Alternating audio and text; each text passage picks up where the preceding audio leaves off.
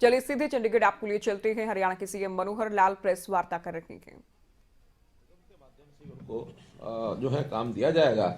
निश्चित रूप से उनकी जो आज वर्तमान में जो सैलरीज तय हैं हमारी कौशल रोजगार निगम के माध्यम से जो मैंने बनाई गई हैं, वो ग्रुप ए की अलग हैं, बी की अलग हैं, सी की अलग हैं, डी की अलग हैं, अलग अलग हैं, और एक्सपीरियंस के हिसाब से उनको एक लाभ दे करके उनको एडजस्ट करेंगे। उदाहरण के लिए पीटीआईज हैं। अब पीटीआईज ने लड़ते लड़ते सुप्रीम कोर्ट तक लड़ाई लड़ी, लेकिन सुप्रीम कोर्ट में भी उनको निर्णय दे दिया गया कि इनको जो है उसी लिस्ट को जो 2006 में थी या 4 में थी जब एग्जाम हुए, उसी लिस्ट का उन्हीं शर्तों पर एग्जाम लेना चाहिए। जो पास हो जाए उनको लगा लें, जो पास नहीं उनको बाहर करें। बहुत लोग पास हो गए, फिर भी कितने बचे? 800-900 कितने पीटीआई? हाँ, तो लगभग आधे बच गए, आधे लग गए। जो आधे बचे हैं इनके लिए भी हमने एक रास्ता बनाया था कि इनको कोई ना कोई खेल सहायक के रूप में और इनको ले लिया जाए।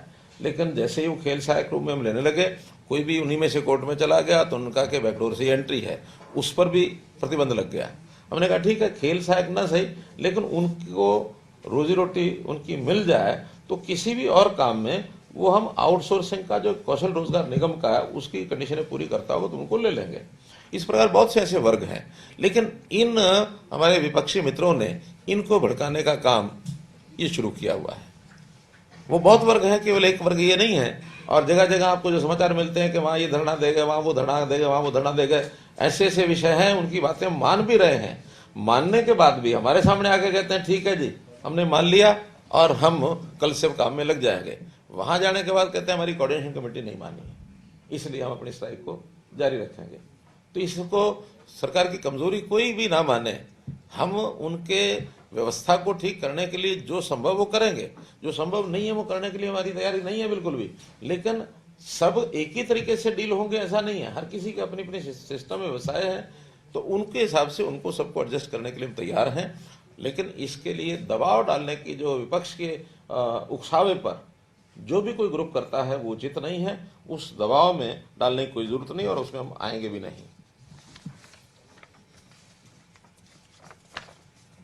क्योंकि अब कांग्रेस को मुद्दा तो कोई मिला नहीं, और जब मुद्दे नहीं मिलते हैं तो बिना किसी जिसको कहना चाहिए मुद्दों के और इन चीज़ों को उकसा करके कैसे दबाव बनाया जाए, और ये हर पॉलिटिकल पार्टी यानी विपक्ष से रहने वाली कोशिश करती है। लेकिन उनको ये पता लगना चाहिए कि हम जो कुछ कर रहे हैं समाज के हित में कर रहे हैं, और समाज का जो मुख्य वर्ग है, समाज का जो मेजॉरिटी है, वो आज के हमारे काम से संतुष्ट है। ऐसा फीडबैक हमारे पास भी है। कोई बात आपकी ओर से हो तो बताइए। सीएम सर, 5 तारीख का जो इंसिडेंट हुआ पंजाब में, इसको पंजाब गवर्नमेंट की कॉन्स्पिरेसी मानेंगे या लैब सिक्योरिटी रैप्ट मानेंगे इसको? देखिए, 2 कमेटियां बन गई हैं, एक पंजाब सरकार ने भी बनाई है और एक एमएचए ने, मिनिस्ट्री ऑफ होम अफेयर्स ने भी बनाई है। आज सुप्रीम कोर्ट में भी उसकी सुनवाई है। अब ये सारी चीजें इस लेवल पर कहना एकदम दुरुस्त नहीं होगा। ये कमेटियां जैसा ही अपनी रिपोर्ट देंगी, उस रिपोर्ट के बाद पता लग जाएगा कि वो कितना बड़ा षड्यंत्र उन्होंने किया, कितना बड़ा लैप्स है। लैप्स तो एकदम फर्स्ट इंस्टेंस पर दिखता ही है, प्राइमा फेसी दिखता ही है।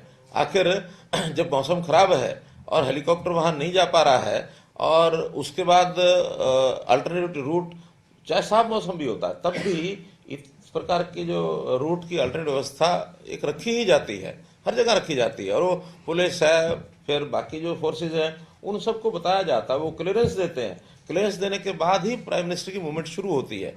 अब उन्होंने क्लियरेंस भी दे दी है, रास्ते भी बंद हैं, आगे जो भी कुछ प्रोटेस्टर्स हैं वो गाड़ियां उड़ाकर खड़े हो जाते हैं। तो ये कहीं शासन की, प्रशासन की जानकारी के बिना होगा ऐसा लगता नहीं है।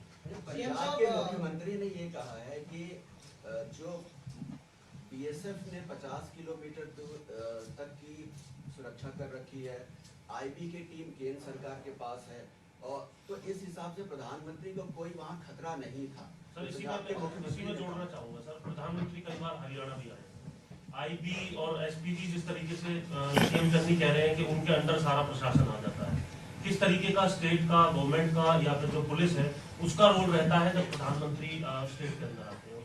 देखिए, जितनी उनको पूर्व में जितना एग्जामिन करना होता है सब एग्जामिन किया जाता है, लेकिन वहाँ की जो पब्लिक है, पब्लिक में इस प्रकार का कोई विषय आता है तो ये जानकारियां वहाँ लोकल प्रशासनों को ही ज्यादा होती हैं। वो तो रूट की, स्टेज की जहाँ जाना होता है एयरपोर्ट की, लैंड करने वाले हेलीपैड की, उनकी व्यवस्थाएं वो देखते हैं।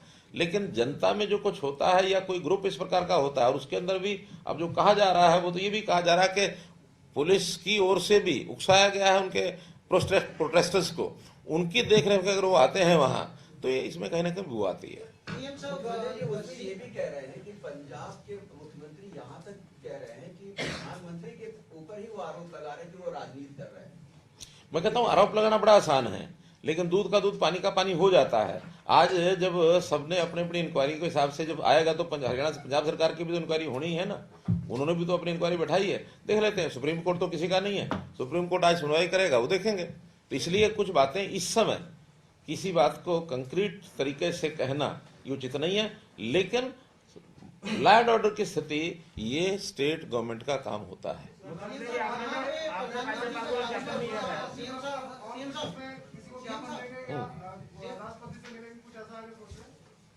आज हम गवर्नर साहब को ज्ञापन देकर के आए, गवर्नर साहब को ज्ञापन देकर के आए हैं। कल प्रधानमंत्री जी स्वयं भी राष्ट्रपति को मिले हैं।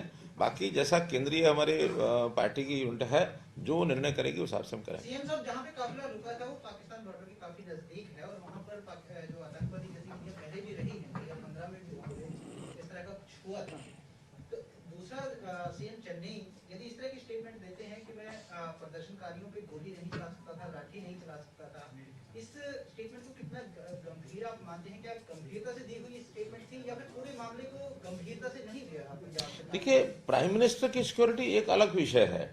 अगर वो अपनी उनकी सिक्योरिटी होती, उनके किसी मंत्री की होती, किसी एमएलए की होती, वहां के किसी विपक्ष के नेता की होती, किसी सामान्य आदमी की होती, मैं समझ सकता हूं कि उस कॉस्ट पर वो एक उस सीमा से आगे नहीं जा सकते थे।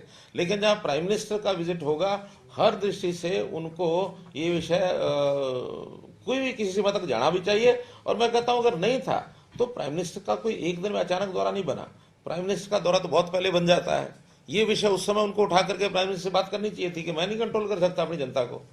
तो जनता को कंट्रोल करना, लॉ एंड ऑर्डर की स्थिति यानी उसको बना के रखना, ये उन्हीं का काम है।